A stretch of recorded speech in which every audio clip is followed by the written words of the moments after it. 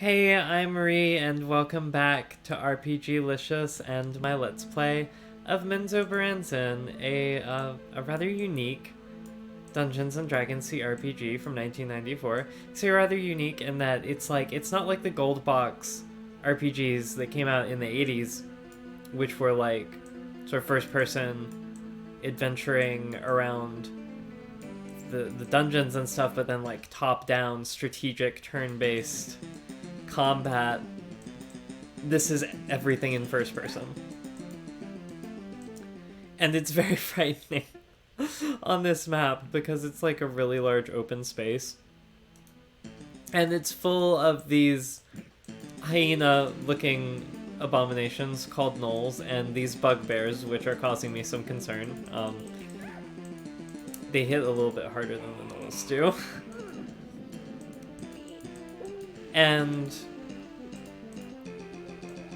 and it's a very large open space with like lots of these gnolls and bugbears about, and just as soon as they see you they can start crossing the map to you, and it's like if you stay in one place too long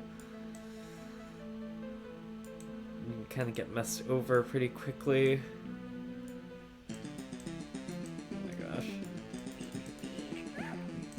Or like specifically if you get like, there's a stone circle up by the cottage up here, which is Vermulian's cottage, the old druid that Baldassar mentioned earlier, and I feel like Felth mentioned Vermulian by name. But yeah, see how the gnoll is stuck on that stone right there? There's a stone circle in front of the cottage that you can kind of get stuck on, and the enemies can get stuck on it too, so it can be kind of a double-edged sword.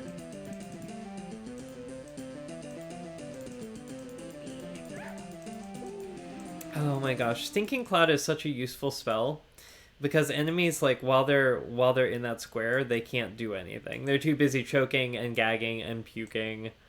Now, in the old gold box D&D CRPGs where everything was strategic, like, you'd cast a Sinking Cloud and you'd like wrap up a bunch of enemies in it. Not just one at a time, but some things don't quite translate to like having like a first person Dungeons and Dragons experience. Like, area of effect spells are not a thing in this game. Fireball is not a great big area of effect blast. It's just, I guess it just does a massive amount of damage to a single target.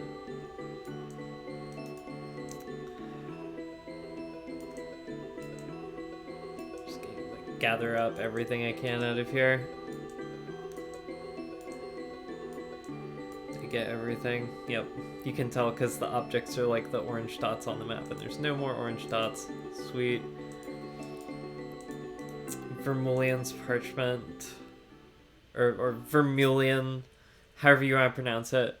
Alright. Formed from the blood of the god Corlin the Wrathian, all elves were once a single people. As in every society, some worked for good and others for evil. There were elves who lusted for power over those who lived in harmony, or who sought to live in harmony with one another. In time, the Spider Queen, Lolth, used her teachings to gather together all those who embraced hatred, evil, and distrust. They were called Drow. Lolth led them against their innocent brothers in a war which raged for decades and tore the old cities apart. In the end, the god Corlin the Wrathian did not allow the evil ones to win. With the aid of his companions, he banished Lolth into the depths of the earth. Of their own free wills, the Drow followed and forever took upon themselves the darkness of the shadows. So, like, so I guess this talks about how in the elven pantheon there was a deity who was called I feel like the name of the deity at first was Arashni, if I remember right, but like she fell from the elven pantheon and got the name Lolth, Demon Queen of Spiders, and basically for splitting up the elves and causing a bunch of them to like make war on their brethren. And as a curse for like following Loth, they were all cursed with like ebony black skin and white hair and can I just say that I feel like that is problematic? Like, I've seen arguments develop, especially when like I've seen like, oh my gosh, white D&D players trying to cosplay Drow and like painting their skin up all black and like being like, is this blackface, and like, are Drow problematic at all? And let me first say that I feel like it's problematic at all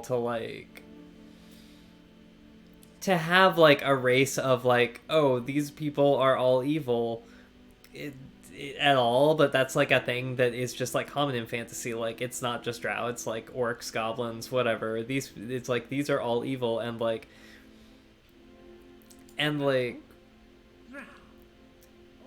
the dark he just has a Drow around here somewhere. Did I send that fellow on his way? There's such a bar he and his friends. He seems like not at all bothered by them, which is kind of funny because Drow are kind of considered like a challenging threat. Like, it's kind of weird to be running into them at first level. Anyway, so they were cursed by their skin becoming dark, and then becoming like, not just like when Tolkien wrote about dark elves and wasn't saying anything about like their skin, but like just that they were evil elves who had like turned to evil and become dark elves and like dark in spirit.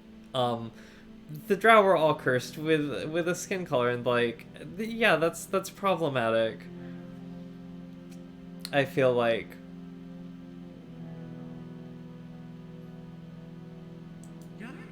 Soon wants to know more about the Drow. And like, I feel like that's something that the gaming community has like had discussions about, and like people who are not necessarily impacted more oftentimes, I feel like,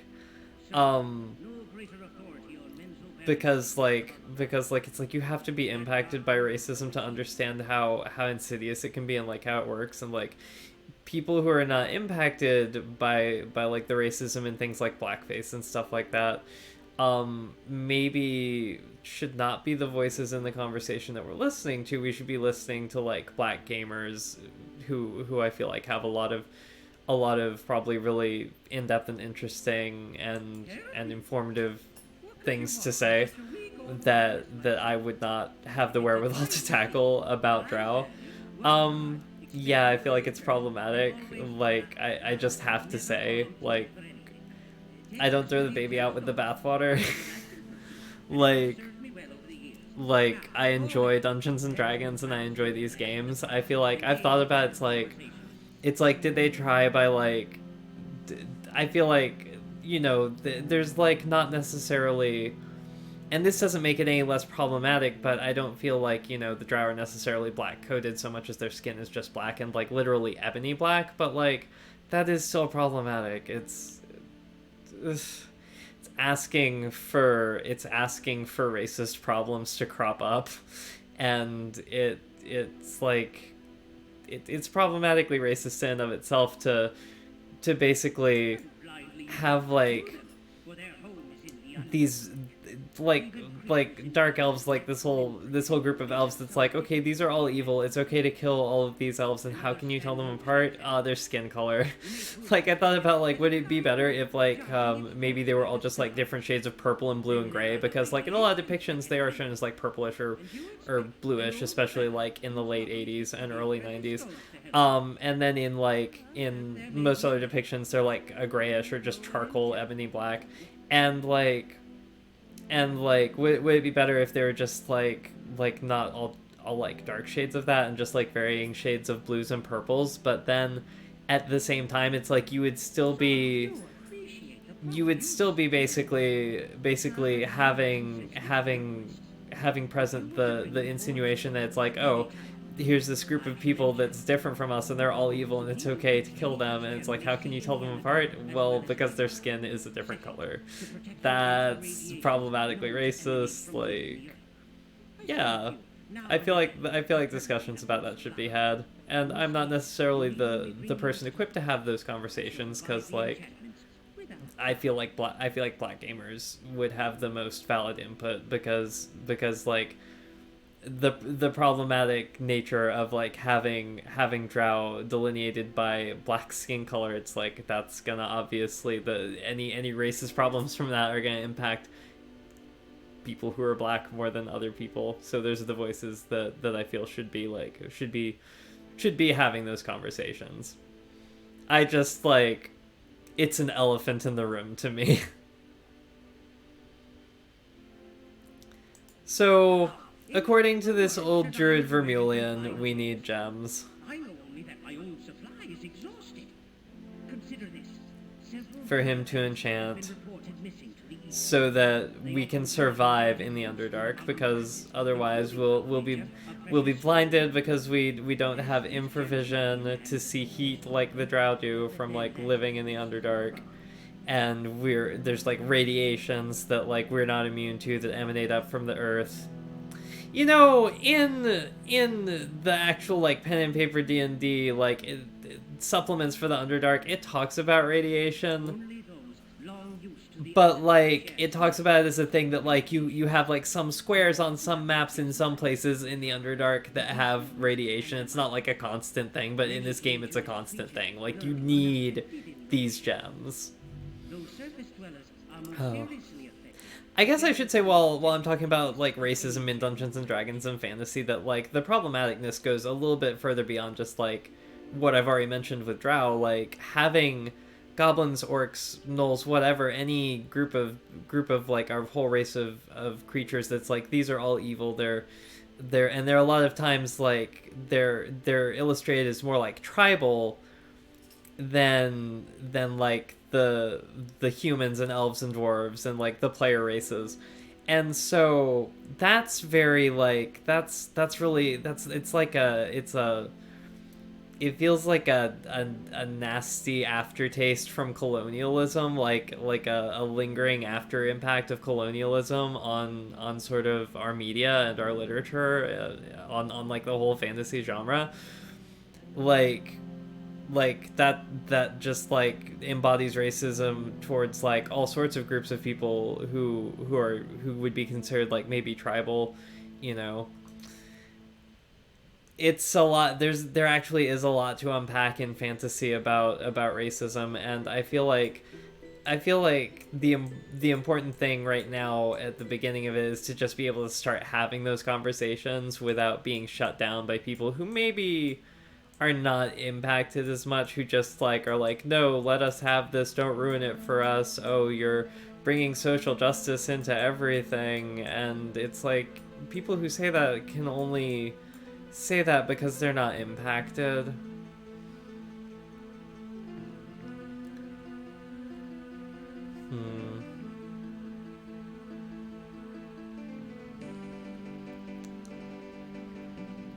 I feel like it's not gonna matter, but hold where you are. We have no quarrel with the likes of you. We look only for villagers taken prisoner by the drow.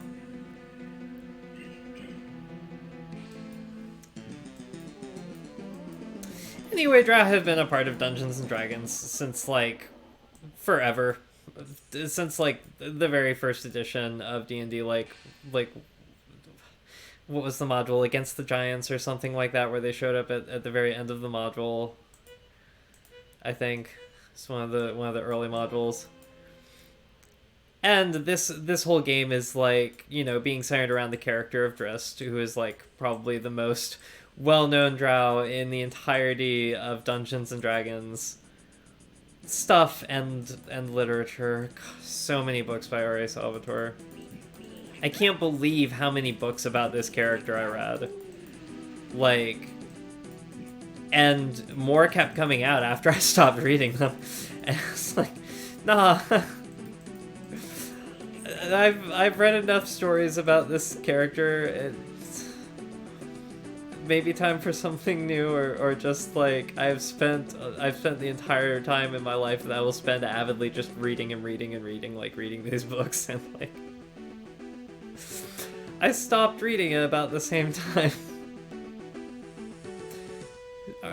This is interesting. I don't remember this ever before. Are Slain foe has dropped something which may prove of use to us. A key ring. Okay. Interesting. Alright. I did not know that there were enemies carrying loot in this game. I don't remember this being a thing, but okay. Those noises, it sounds like a... I feel so sorry for it because it sounds like a yipping dog. Like that dog sound that dogs make when they get hurt. That little yelp, like, oh. I feel sorry for them.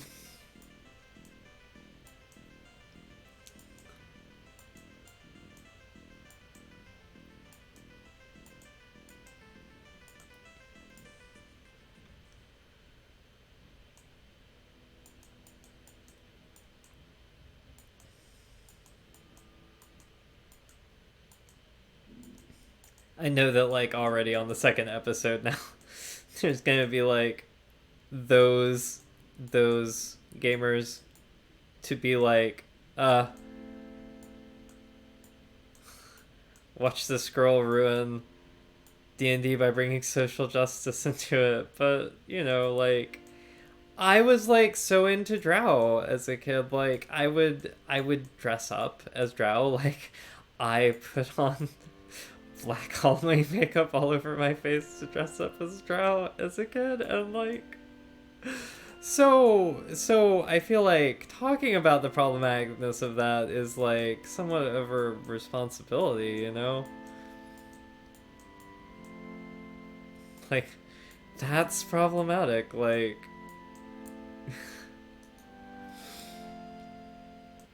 were I to paint myself as Drow nowadays, I would probably paint myself, like, purple in my skin tone. Like,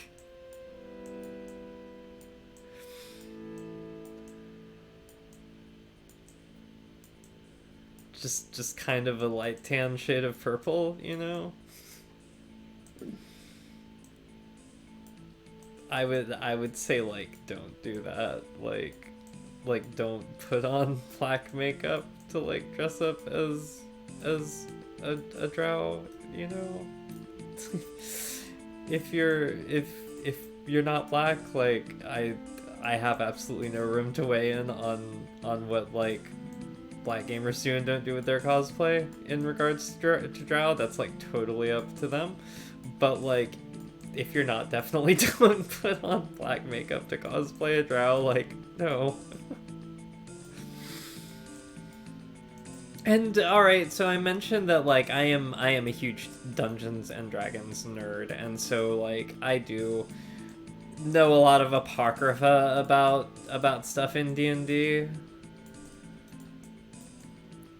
And so, like, I know a little bit more about where did the Drow come from, like, even the word Drow. It's like, it's from, like, a Scottish folklore thing about, like, these tiny, again, coal black elves that were, like, considered to be mischievous. They were, like, kind of like the shoemaker type elves, you know, the little tiny people that would sneak into your house and be helpful, but I think the Drow were, like, mischievous and had coal black skin, and again, that's like, oh gosh, that sounds like possibly some racist problematic history could have been there too, because people got around the world, and, like, back in the day, you know, even when like mythologies were being come up with and shit, and, like, who's to say that, like, there could not be some racist problematic history, and just, like, the fact that it's, like, that you differentiate the elves this way, but that, like, it's this way that, like, oh, they're dark, it's like, does this imply that, like, all the other elves are fair? Like, can't we have, like, racial diversity without having to suddenly make it, like divisive, and, like, no, the dark elves are all evil. All the dark elves are evil. What about the other elves? Are any of them dark? I wonder when the first time was that, like, anyone posed that question, and just how awkward that must have been.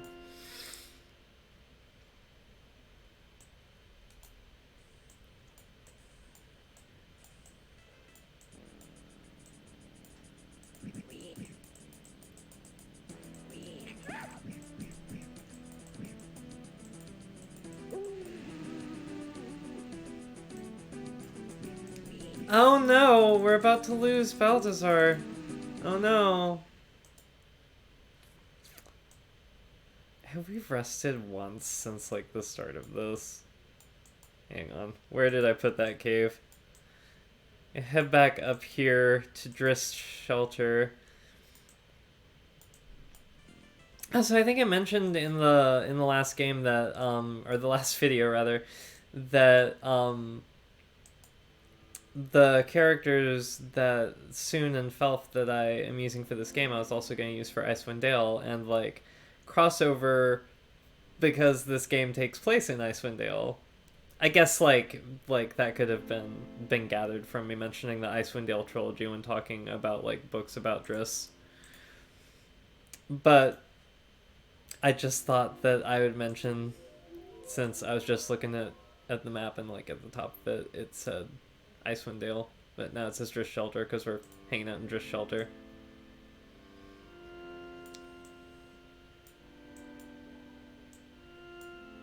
And I think we grabbed his parchment too, right?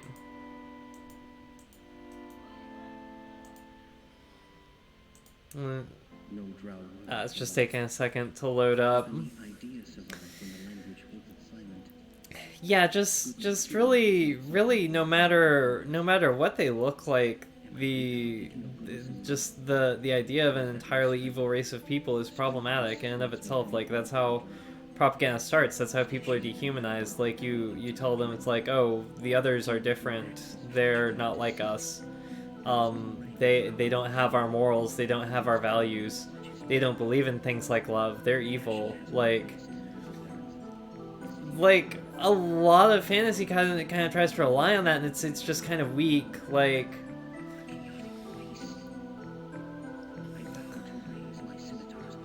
I guess like I may be being a little bit reductive because like you had the whole like all the forces of evil in the Lord of the Rings sort of being an allegory for Nazi Germany and of course like hideous genocidal ideologies.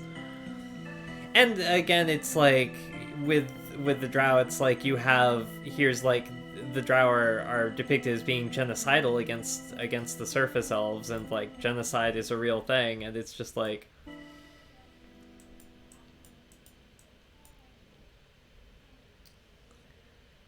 there's a lot that could be unpacked.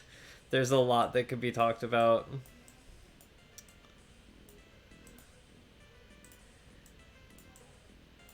But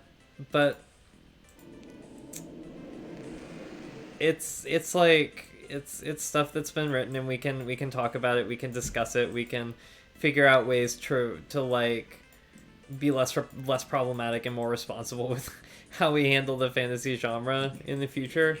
Like a good step forward recently that I noticed in things from Wizards of the Coast meant to address that when people brought it up was like, okay, well, how about we stop inferring that like all members of any given race are evil, and like that's a good step. Maybe like going out of one's way to include in like the illustrations for just like your garden variety elves, include some elves that don't have Eurocentric features, and include some elves that like have some like African inspired features maybe.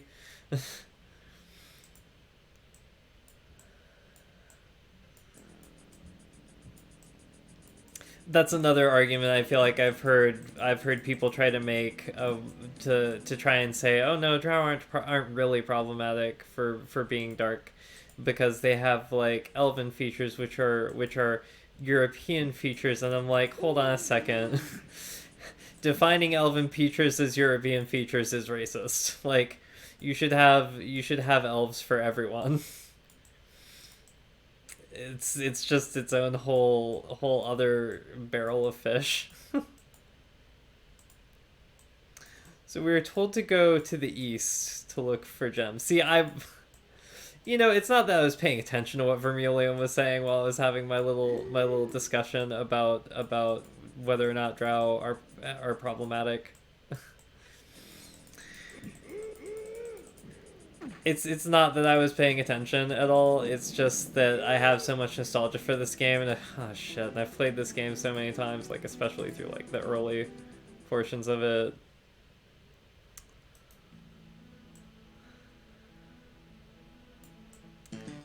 You know what? I don't necessarily need to talk to Vermilion. I already know everything he's going to tell me. But there's another NPC somewhere around here. It blends in kind of well. Everything is really brown over here.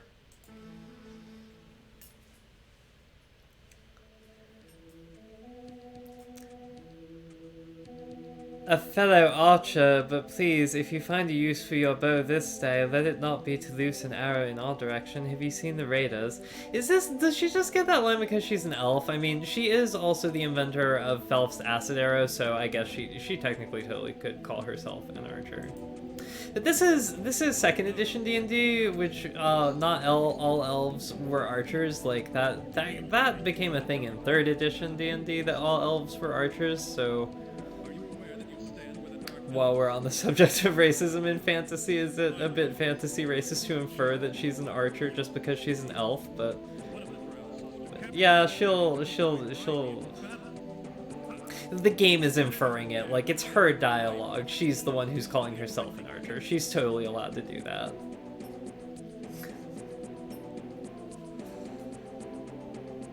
Though I am loath to speak the name of even a single drow, have you come upon the dark elf named Drist who haunts these lands? Riss. It sounds almost of fire or some eruption from the earth. I know him. As you say, he haunts these parts.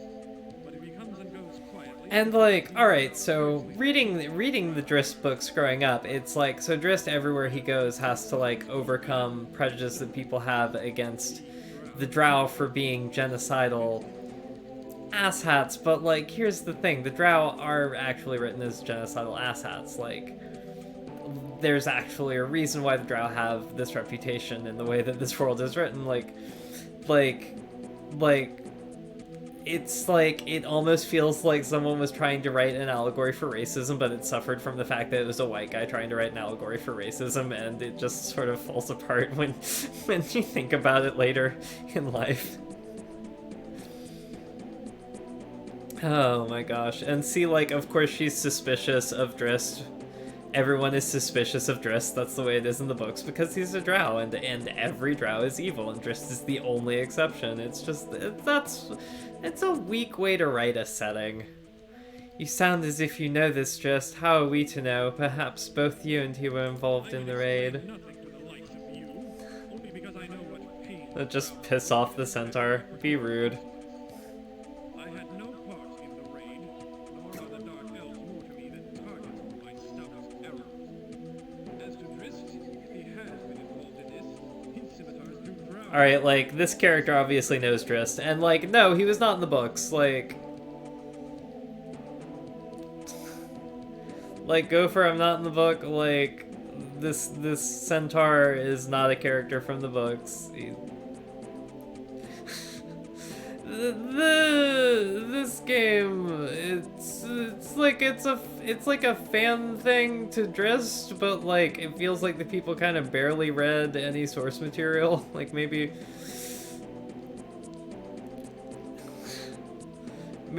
not. A lot of things are different from the book. This is a totally alternate universe from the books. Let's see. Alright, here we go. I sense no evil from you. Will you join us? I shall come with you for a time. Drow or no drow, this land can be dangerous. More than one caravan. Ah, yes, the caravans. But know you this, my family awaits in safety for my return. Should your travels lead you far from my forest home, I will leave you. It is all I can offer. So for right now, having one more party member to lob projectiles, if he's gonna leave later, like, whatever. For right now, just, like, one more person on the team, yay. And that's it for this episode. I'm I'm not gonna apologize except sarcastically, I guess. Maybe I'm sorry for ruining gaming by bringing social justice commentary into it. I'm not really sorry. And I'll see you next time. Later.